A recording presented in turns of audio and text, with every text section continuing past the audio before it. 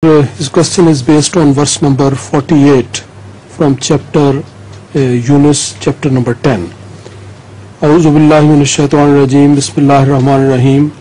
Wa likulli ummatir rasul fa iza jaa rasuluhum qudiya bainahum bil qisti wa hum la yuzlamun. Translation is, and for every people there is a messenger. So when their messenger comes, it is judged between them with equity, and they are not wronged. Also, could you kind of explain the meaning of this verse in the light of the Holy Prophet sallallahu alaihi wasallam being Khatam al-Nabiyyin?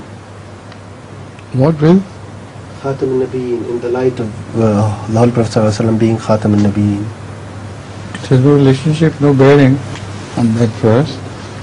It only speaks. It has an indirect relationship, of course, that prior to him, in every ummah, Rasul was sent.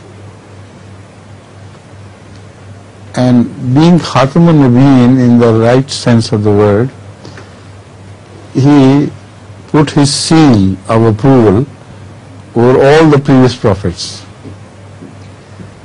This verse has just been discussed, that he declared that they were all right, all of them were true.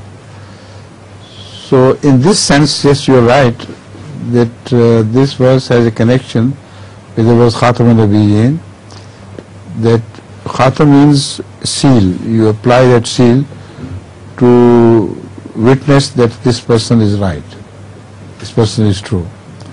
So Muhammad sallallahu alaihi wasallam has put his seal of approval about all the prophets, wherever they went, wherever they were born.